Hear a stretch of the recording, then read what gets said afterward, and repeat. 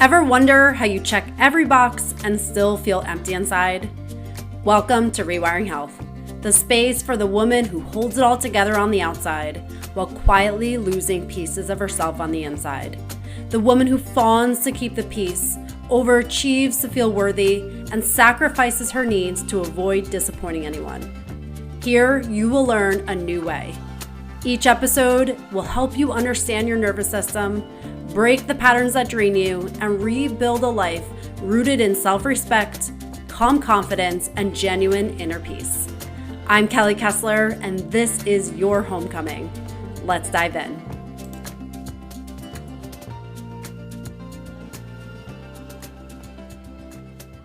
Have you ever felt like you checked every box, you did everything you thought you should, you are going so hard in maybe at work, with your family, at home, and you're completely exhausted? And regardless of how much you do and how much effort you put in, you're feeling empty. You feel like, is this it? I'm doing all the things I thought I was supposed to do, and yet I don't feel that sense of fulfillment that I was really hoping to feel in all this. And inevitably, what do when you lack that fulfillment? You go harder, you do more. You feel like, I guess what I did wasn't enough. I need to push a little bit harder. And this becomes that endless cycle of feeling like you're doing more, and yet just never feeling the way you thought you would. This has come up in my life so many times, and just recently it came up in a conversation with a friend that I had, and it also came up with a client. And I think this is something that so many of us experience, but maybe don't even share that often, that we are exhausted. We're doing so much. We feel like we're doing all the things we were supposed to do, and yet we're looking at ourselves. We're noticing that we're just feeling empty inside. In this episode, you're going to understand why this is a phenomenon that occurs, especially if you're a high achieving woman. You're also going to understand the deeper dynamics. What's going on below the surface that keeps you being pulled back into this feeling of having to do more and yet never actually feeling fulfilled. And then I'm going to give you a whole paradigm shift of how you can take that and remove yourself from that cycle so you can actually start to feel that sense of fulfillment in your life. Start to feel the feelings that you were hoping for maybe all along. If you felt like you have checked every box and yet you still feel this sense of emptiness, this lack of purpose, this lack of fulfillment, this is a phenomenon known as the hedonic treadmill. And this is a phenomenon that most high achieving women get stuck in. And you have probably noticed in your life that you have worked so hard for something. Maybe it's the degree, maybe it's the job, maybe it's showing up for your family, and you finally meet that goal and you have this quick burst of excitement, like, oh, yay. And then it fades away just as quickly as it came. And the next logical step that you take is to go harder, that maybe what you did was not quite enough, that you need to do more in order to get the joy that you thought was going to come in everything that you did. So again, this comes when you hit the goal, you get the praise, you follow the shoulds, you do everything right. And at the end of the day, there's just a sense of emptiness and unfulfillment. And so what do? You blame yourself that you didn't do enough.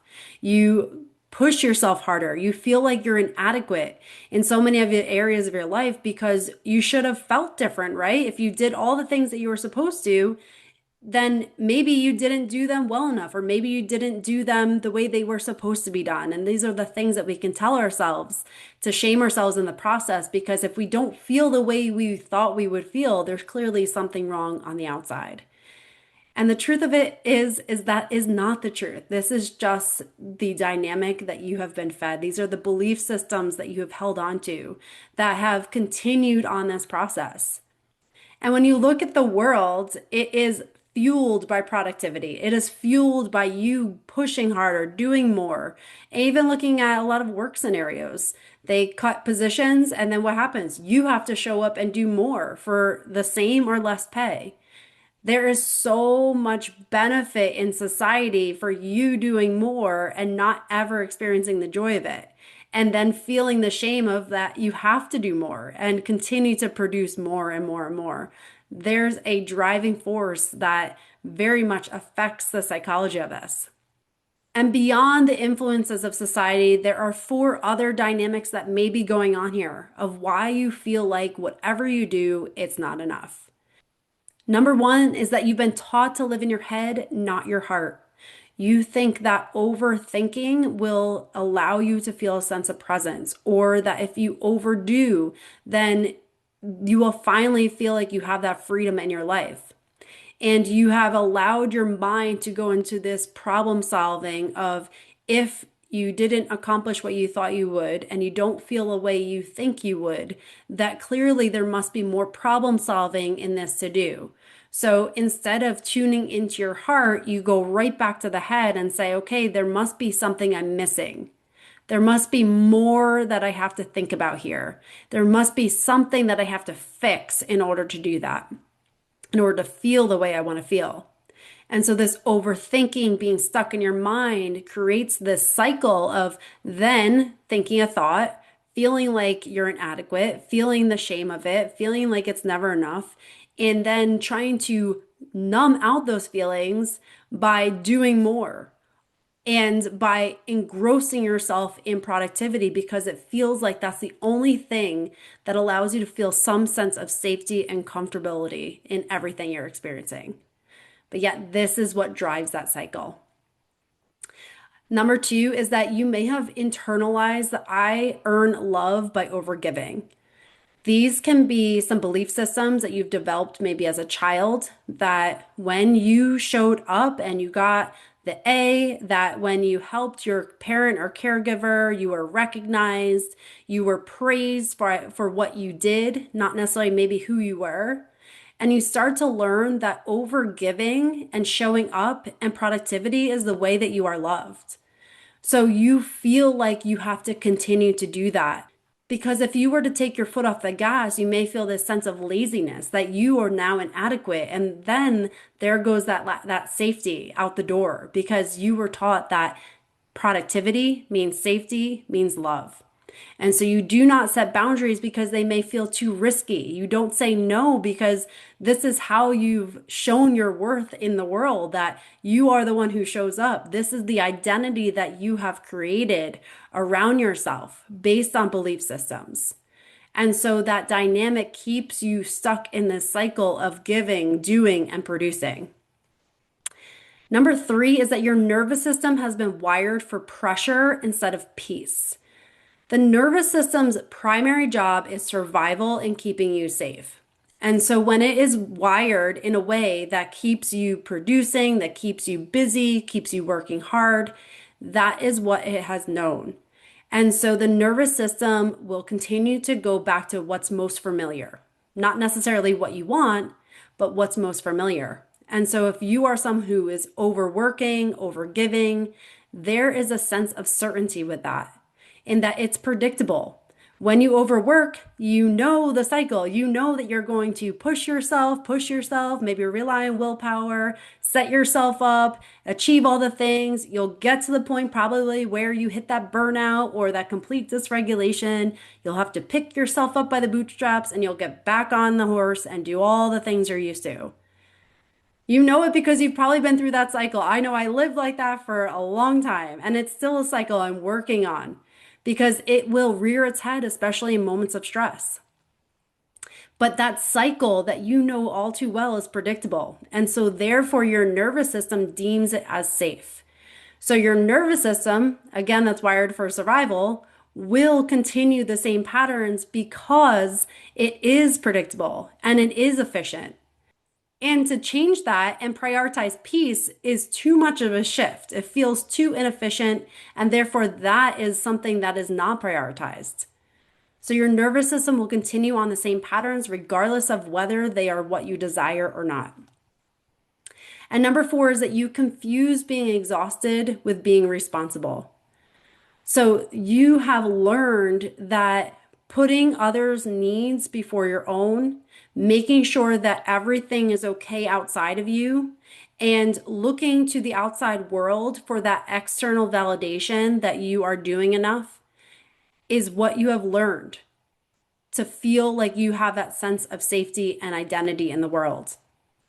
And in that becomes that self-abandonment because You have learned that safety means people are happy with you, people are praising you, people are validating you, maybe through a paycheck, maybe through the job role, maybe through the grades that you got as a child. And so that is where you equate the safety to be. But in the process, you may be relinquishing your own needs, your own desires. And so you've become conditioned to praise yourself for this self abandonment, leaving yourself behind because the outside world is being taken care of. And that is where you can have this disconnect between what you want and that fulfillment and desire and what you feel like you need to do subconsciously. So, in order to rewrite your narrative, you cannot stay on the same treadmill. You have to jump off the treadmill. You cannot stay on it because it will continue the same patterns. It is that vicious loop of producing, feeling the quick joy, the joy diminishes, and then you have to do more to get back to that place. And this will only lead to more emptiness, lead to more exhaustion and burnout. So it's reframing what you value in your life. And so stepping off that treadmill doesn't mean that you are giving up your ambition. It means that you are giving up misaligned ambition. And I think that is a big sticking point for so many high achieving women that you think the minute you get off that treadmill that everything's going to fall apart. That if I don't keep my foot on the gas, everything is just inevitably going to disintegrate on my watch. And that is not the truth because it doesn't mean that you stop the ambition. It means that you stop putting your energy in things that are not aligned with you. And so it's reframing that fulfillment comes from alignment, not achievement. And that is where you can start to feel that reward. You can start to retrain your brain that rewarding alignment is where you are setting that intention, not rewarding just the achievement for the sake of achievement. Another reframe is that peace comes from living from desire, not obligation.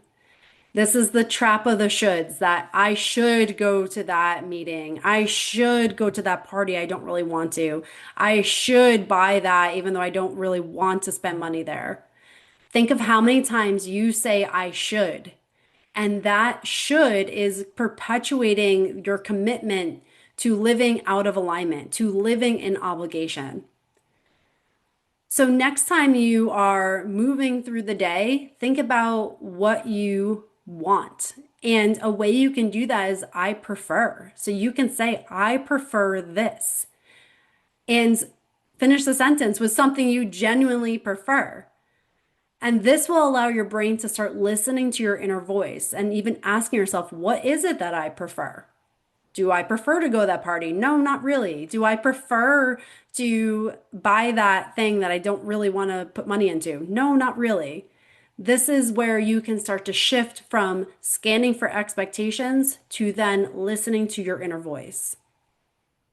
Another reframe is that purpose is revealed through presence, not pressure.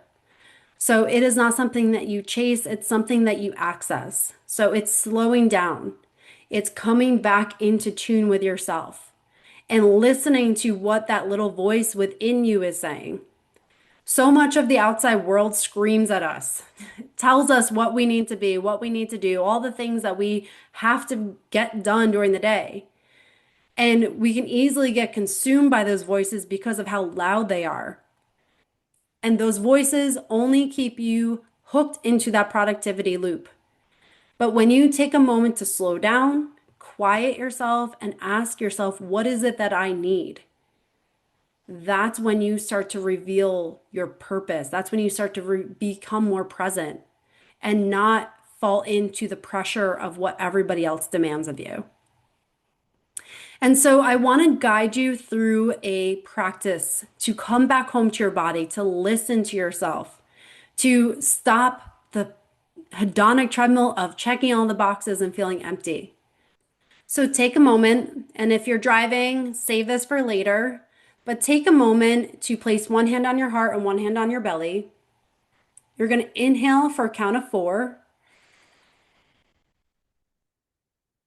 exhale for a count of 6,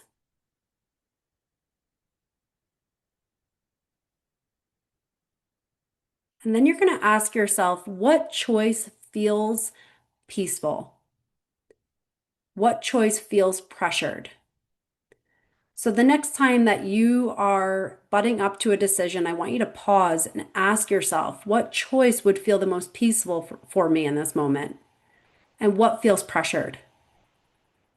And just that check in and that pause will allow you to not make decisions that are reactionary, but rather to make decisions that are based off intention and inner alignment. This also allows your body to feel safe with checking in with yourself and not just reacting to what everybody around you demands of you. It's a simple practice, but it's profound. And allowing yourself just to have that quick moment of quiet and ask yourself what feels like the most aligned decision.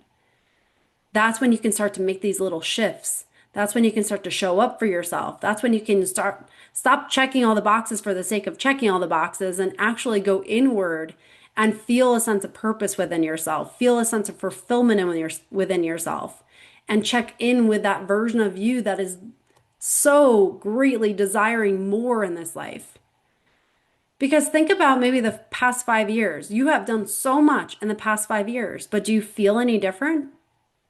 Think about all the things that you're holding together right now. I mean, we're right in the thick of the holiday season. You have a lot on your plate. You're doing all the things. You're probably checking a lot of boxes. But how do you feel? That's the question. Because is it worth it? At the end of the day, you could check all the boxes, live your entire life having all the boxes checked, have all the lists made, go through all the lists.